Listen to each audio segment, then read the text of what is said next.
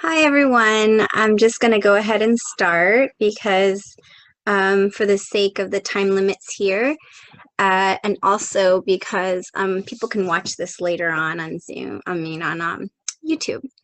So I wanted to thank everyone first for coming and attending or watching. And I'm going to just dive right into my presentation. Let me share the screen. Okay.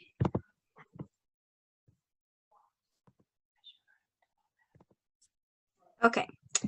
So this is my presentation on the greatest Native heroes of all time. And my name is Marquel De La Cruz. I am Dene, that is Navajo, which means the people, in the Kia'ani clan, which is towering house, a cliff dwelling, and Pueblo of Laguna, the Senahono clan. And here we go. I'm going to do a nice welcome and thanks to everyone who's attending or watching this. And a thanks to Merritt College Intertribal Student Union, who invited me to speak today. To my parents, my grandparents, and my family, especially my husband, for helping me do a lot of the digital graphic design and helping with my presentation and all of the edits to my flyers and everything, and plus I have some issues right now that I'm dealing with my hand, so he's been very helpful in helping me do those things. To all the teachers, the educators, and community members that have taught me about Native heroes and who shared with me their experiences to get where they're going, and really inspired me. And the innovators with the courage to keep going for their contributions to the world, who we will honor and always remember. So the first Native hero I'd like to talk about is Deb Haaland. A lot of you have, like me, watched her career blossom. She's the first Native congressman of New Mexico, and she's a member of the Pueblo of Laguna tribe, my tribe, or one of my tribes. She was born and raised in New Mexico, where she earned her BA in English and doctorate in law. Although she is not a lawyer, she's just educated in that area. She was also a two-term board member of the Democratic Party of New Mexico, and in 2019, she became the first Native to preside over the House of Representatives. She has since recently been nominated for the position of Secretary of the Interior in the cabinet of presidential-elect Joe Biden. So the implications of this are so great. For her being in this position, she can make so many changes, positive changes, and bring visibility to Native people in the political realm. And that's where a lot of the decisions are made and impacts are made that affect our communities today. So that's a very important role she's in right now. The next person I'd like to talk about is someone that my brother actually brought up to me, my brother Mark. He was talking about a man named Jake McNeese. He was the sergeant and the leader of the Filthy 13 in the U.S. Army. He is a Choctaw. He was born in Marysville and raised in Ponca City, Oklahoma, to a Choctaw woman. He was a paratrooper in World War II and inspired the movie *Inglourious Bastards*. He was dropped behind enemy lines with the 506th Parachute Infantry Division, and the mission was to destroy all enemy supply lines. This group would later become known as the Filthy 13. He adopted the practice in his group to paint war paint on their faces and shave their hair into mohawks. And he made a total of 4 wartime jumps in the invasion of Normandy, Operation Market Garden, Netherlands, Siege of Bastogne, Battle of the Bulge, and Prum, Germany. The next person I'd like to talk about is Nico Montano. She's the first Native USC champion. She's Navajo and Chickasaw. She was born in Luca Chukai, Arizona, graduated from Chinle High School.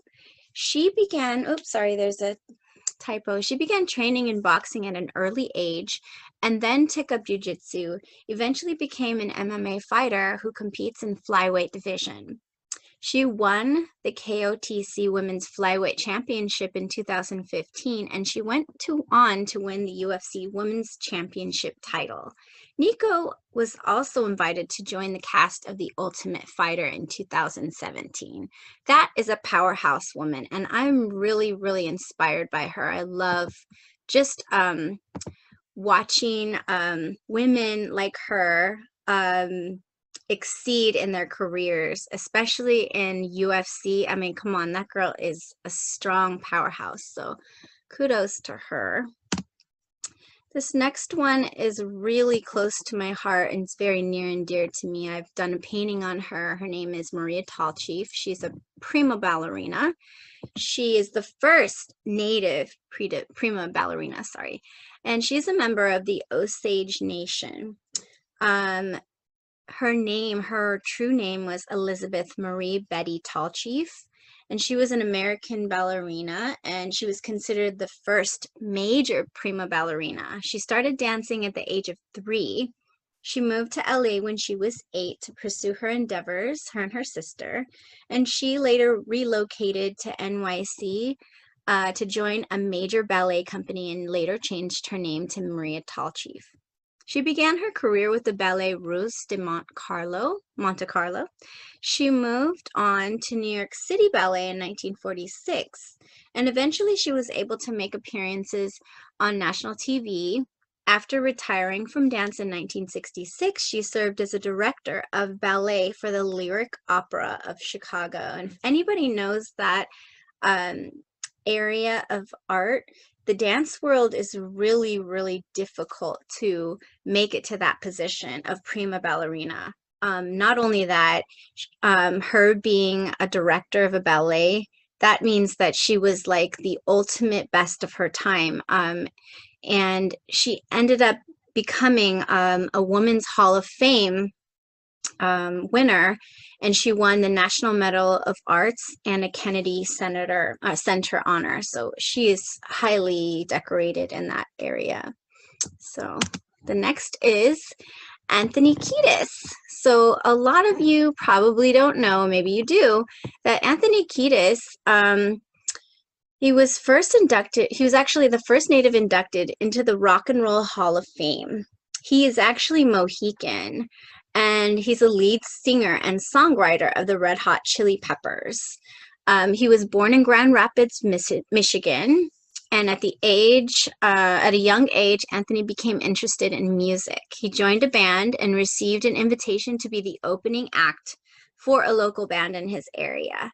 And he and his fellow artist, Slavik Flea, who I've actually personally met, which is super cool, and the drummer, Jack Irons, formed a band called the Miraculously Majestic Masters of Mayhem, which they later renamed the Red Hot Chili Peppers. And they were since inducted into the Rock and Roll Hall of Fame. And they have over 11 recorded albums. Mary G. Ross. I discovered she was the first native engineer, and she's from the Cherokee Nation. She was the first female engineer at Lockheed, and that's actually a local company down in South Bay. They do a lot of aeronautics and weapons technology. They work with NASA as well. She was part of that group in the Hidden Figures, only they did not focus on her. Unfortunately, her story was not shared. But she was one of the 40 founding engineers of the top secret Skunk Works project at Lockheed Martin. She made enormous contributions to science with her work on the Agenda rocket program and concepts for interplanetary space travel. Eventually, the U.S. Mint chose to feature her image on the dollar coin. So I would love to get my hands on one of those. That would be cool. The next person I'd like to talk about is Wes Studi. I have met Wes Studi growing up and going to the American Indian Film Festival, which is run by my cousin Mattia Spencer. And I just remember seeing him. He was such a down-to-earth and very magnanimous person. He's the first Native actor to win an Academy Award. And it was a win for all of us to see him up on screen talking and just to know that he is a member of the Cherokee Nation. Wes Studi was born in a Cherokee family in No Fire Hollow, Oklahoma. His mother was named Maggie Studi. She was a housekeeper, and his father was Andy Studi, a ranch hand.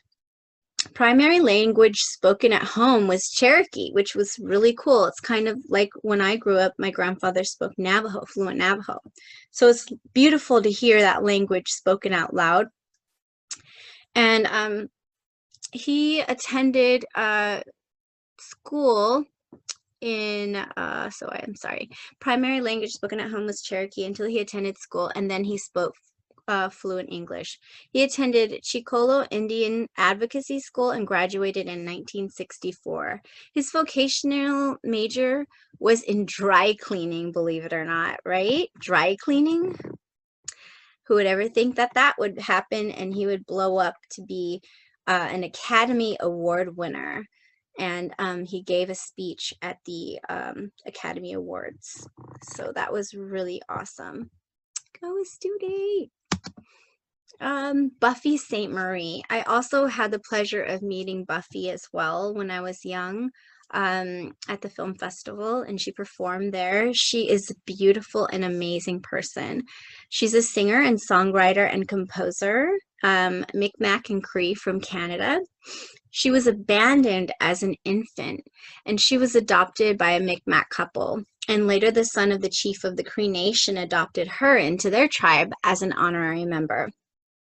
St. Marie wrote the song Up Where We Belong, which won several world-renowned awards. I mean, I'm going to say several, but it is super numerous. And if you Google her, it's like a really long list of all these awards that she won, not just for that song, but for many others. She also was featured on Sesame Street, and she was the first woman to breastfeed on television, on live television. So it was pretty amazing. She also won a Golden Globe and an Academy Award.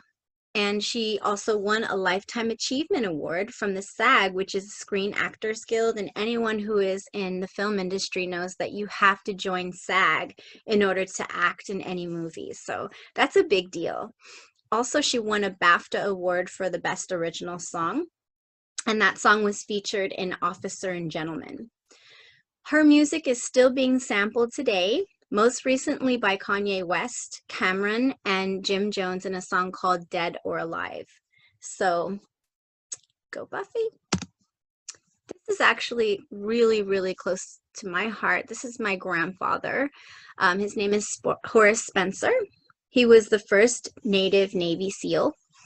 He was Navajo and Dene, and he was born in a Hogan on the Navajo Nation reservation to a family of farmers, and was then taken to a residential school along with hundreds and thousands of other Native children. And at 16, he forged his papers to join the Navy and advanced his way up to an elite amphibious demolition group called the Frogmen, later to be renamed the Navy SEALs. Fighting in World War II and the Korean conflict, he became a prisoner of war. After his release, he attended the University of California at Berkeley. Later, he taught at Stanford.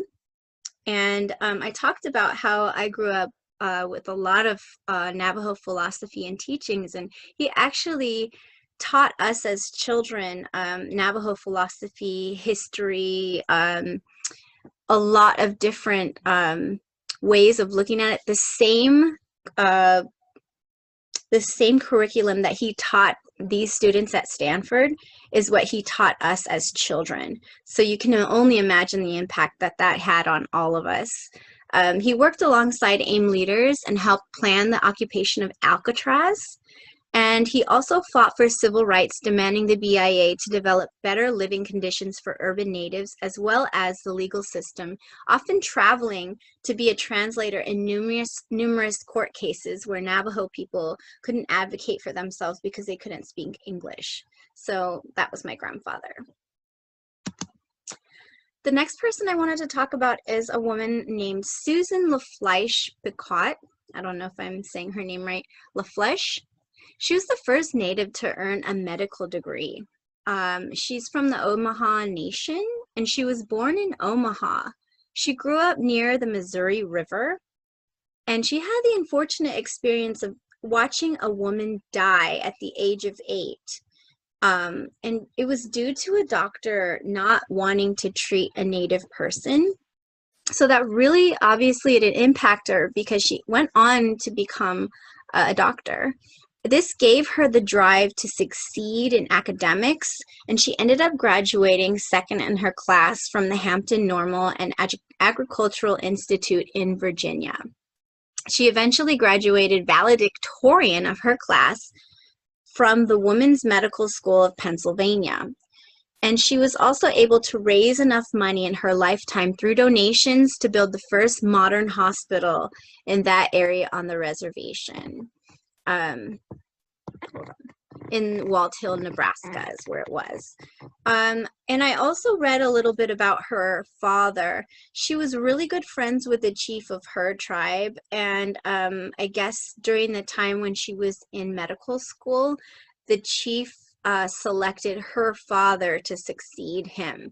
So her father ended up becoming the chief of the Omaha Nation. So that was a really awesome story to read about. And especially during that time, a lot of people don't realize that the reason why our people aren't visible in on TV and in history and the news is because we were fighting wars.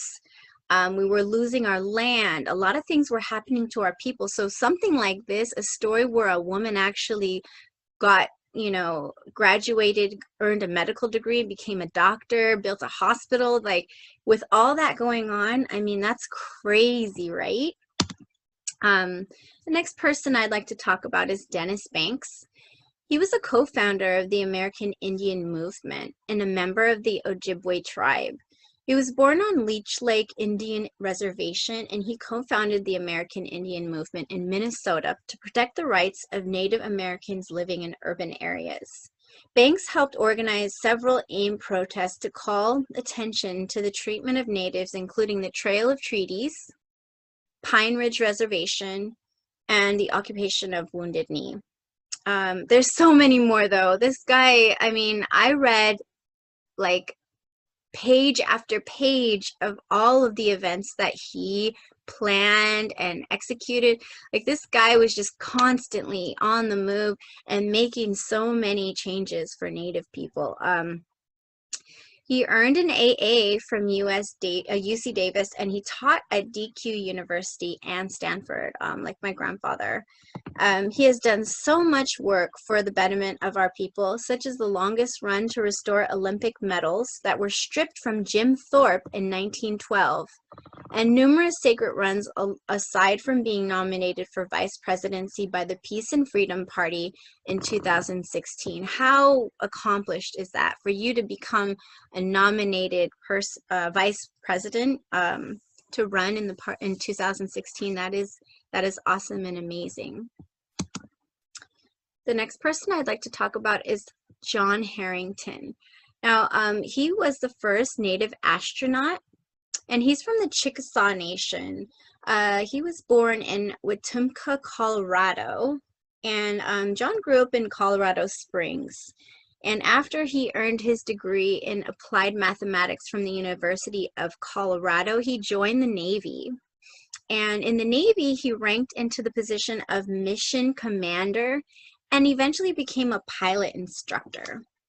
He later attended the U.S. Naval Postgraduate School and earned a master's degree of science in aeronautical engineering. In 2002, he became the first Native American to fly in space on that mission.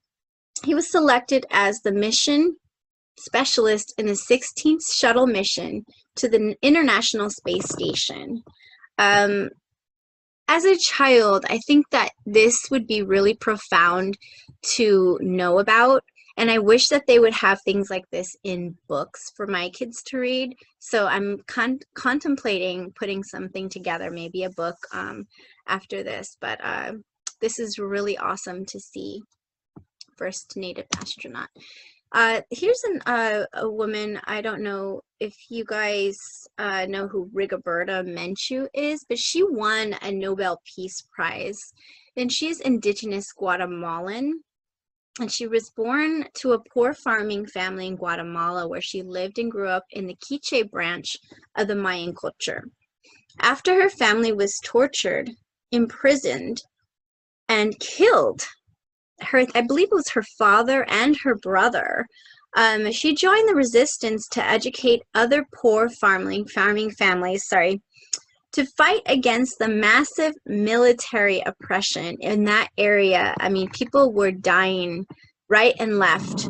And so she fought against that, and she organized literally hundreds of grassroots families and community members to fight against their military from coming in and killing everybody, basically. And in 1994, she won a Nobel Peace Prize for her work. So I think that is also amazing.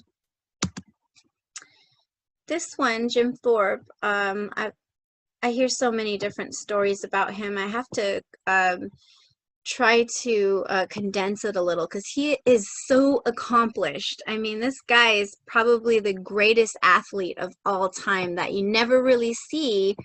There's no movies on him. I mean, I hear they're actually going to be filming one, and I heard that Angelina Jolie is supposed to be putting that together. So I can't wait for that to happen, but I really wish that he would have been in my history book as a child. He's the first Native Olympic gold medalist and All-American member of the Sac and Fox tribe. He was All-American, and he was born in Oklahoma and attended the infamous Carlisle Indian Industrial School. That is probably one of the most notorious because I see so many movies that come out of that school. So it was probably really bad. Thorpe is considered one of the greatest athletes of all time, winning Olympic gold medals, sorry about the typo, in 1912 for pentathlon and decathlon. He also played football and was a two-time All-American. He signed with the New York Giants and played 6 seasons of Major League Baseball. New York Giants, Cincinnati Reds, and Boston Braves were all of the teams that he played on for baseball. And then he also joined the Canton Bulldogs and helped them win 3 championships.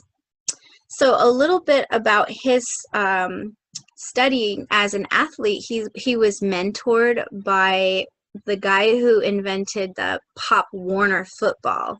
That guy was his mentor, so you can see where he got some of that education in football. But I mean, as an athlete, he played for the 6 teams in the NFL, okay? The Canton Bulldogs, Cleveland Indians, Chicago Cardinals, the Orang Indians, Ohio Rock Island Independents, and the Green Bay Packers, okay? So that's a lot of teams in baseball, football, basketball, and he ran in the Olympics. I mean, come on. He also played for the LaRue traveling basketball team called World Famous Indians. LaFlèche graduated second in her class from, oh, sorry, that's another typo. I'll have to fix that. But that's in 1982. I don't know if I mentioned that his medals were stripped due to a conflict of him being paid for playing, I don't know if it was like on a team, maybe baseball or something, and the Olympic people on some type of board stripped all his medals away, and his family had a really hard time trying to get them restored. And in 1982 they were finally restored with the help of his friend Robert Wheeler and his wife. And then I believe they took his body and they they actually had a town named after him, and they buried him in that town. It's called, obviously, Jim Thorpe Town, and they do have a statue commemorating him, and hopefully they'll be putting all this in the movie so we can all watch. He had so many people coming up against him, and to still win those medals with people stealing his shoes and trying to, you know, like cheat against him, he still rose above. So he is like probably my ultimate favorite athlete of all time. Not probably, but for sure he is. Jim Thorpe. Okay, so this is the end of my presentation. I wanted to talk a little bit about why we don't see more of our people in history books, and how that's a colonizer agenda, and it's meant to divide and conquer us. Whenever you go to a country and you take that country over, and you commit war and you try to get rid of the people that are occupying that land, the first thing that you do is you destroy all their art, their monuments. You try to take away their language, their culture, which all happened to us, right? So that's why you really don't see us in history books, because they don't want us to be visible. Why is it important to document prominent Native figures in history? They're trying to decolonize the educational system to include our perspective. So adding our history and our heroes to the history that is taught to our children and in school will help to decolonize that educational system. And they don't want us to do that, but hopefully that will happen. And I believe the way that history books are written, it's actually controlled by the government, and it's actually has to go through a lot of processes in order to get to where they print the book. It has to go through all these checks and balances of, okay, this is what we want to go into the book. This is the direction that we want it to go into. That's why you learn about pilgrims and Indians and how we sat down and we had this meal, and it was, you know, all this stuff. That is all planned, you know, and it is to put a positive spin on what happened. Now, I'm trying to offer a positive spin on our heroes, and hopefully that can be put into the books, because that will fit the ideals of our great nation and how things were, how we grew as a people here, how we contribute to history, and how our contributions to science, mathematics, to sports, to politics, all of these things are very important to the forming of this nation, because we are this nation. We are Native America. So the visibility creates opportunity for change. So if you see someone in politics that looks like you, or if you see an actor, if you see a sports player that looks like you when you're a child, what does that do to you? It makes you go, you know what? That could be me. Just like when Kamala Harris was elected, you know, into the vice presidency, little Black girls all over this nation were going, I could do that, you know? And if we have Deb Haaland in there and we are putting her out and she is visible, that is going to create that hope in our children's minds. That's why that's important. It encourages our future generations. And how can you help to bring our Native heroes to the forefront? You need to teach the youth. If you have a child in your life, if you have a niece, a cousin, a brother, a sister, a child, people in your community, you can bring this information to them. You can share this video. You can show them books that you think are important. You can educate your own, okay? That's what we need to do as a community, as a people. And don't stop there. Create art, music, painting, relics, carvings, statues, write books. Document and share it with your community and organizational forums. Continue to discuss and push for change. Thank you so much for joining me. I appreciate your time, and I'm going to open it up to questions. If anyone wants to ask any questions, share anything, if you have any ideas for future presentations, let me know. I'm going to stop sharing my screen. I'm going to go right back to the forum. Does anybody want to ask anything? I just want to say thank you for your presentation today. It was very informative. I had no idea of any of those, some of those people. I only knew like some of the ones that are, regularly talked about. But you're right in saying that there isn't any real books. I mean, they do have like a book company, I think, called Oyate, and they promote indigenous authors and writers to put information out there. But there isn't anything like major that you would see, like you said, in like schools or where they actually include it as part of their curriculum. Hi, Chris. So I think it's important to, like you said, to push for on behalf of your own children because, they're indigenous. But so that they get the right, information. Getting all the wrong information, like kind of the books I had growing up were all about the conquerors and never about the ones who were being conquered and the suffering that went behind it, which was really bad, especially now because it's Thanksgiving. And everybody had this idea and concept that Thanksgiving was this like wonderful, beautiful experience. And, it wasn't until later, that I really understood it, marrying your dad and understanding the culture, the different tribes, like what really went on behind the scenes, just like any other indigenous nation, I guess, across the world. There's so many people that were conquered and they're just barely accepting the fact that what happened.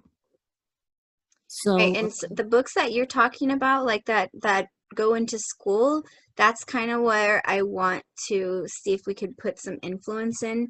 I believe one of the writers or the company is called Houghton Mifflin Publishers, and I was actually researching to try to see how that I could make that happen. You would have to actually work there, and you would have to sit on their board of review to put these items into their books.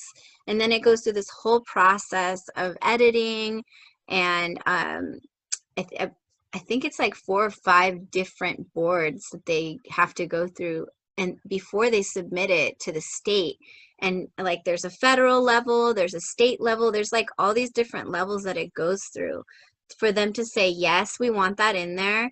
No, we don't want that in there. And basically, they want to pick and choose how history is taught and what is going into the minds of the children that will someday hopefully, break the system apart and to rebuild it in the way that should include all people, everyone's history, but especially the history of the people that you conquered. I mean, look at the well, money we use. Look at look at the statues of what they have up. I hardly see any native statues. I'm waiting for the day that they finish the Crazy Horse Monument. That would be really cool to take my kids to see. But yes, thank you for the invitation. And if anybody else has anything, I just want to say thank you. Let me know. That's right, Free Leonard Peltz here. You know what, Chauncey? I wanted to condense it. I was going to include Leonard and the whole story about what happened, but I kind of had to cut it short. And especially for the 40 minutes, we only have 40 minutes on Zoom. I had to make sure that I had time to open it up for questions. But yes, tell about my grandma punched Dennis Banks too. That is awesome. So you know what? I'm going to do a part 2, and I'm going to add more people to that list, and hopefully we'll include all the other people, the heroes, and some of our local Native heroes too. So that would be really cool, like a Bay Area edition of local Native heroes. would be awesome. So thanks for joining me, and I hope you guys all share this. Have a I great will. day. All right, we're leaving, signing off. Okay, Bye. bye.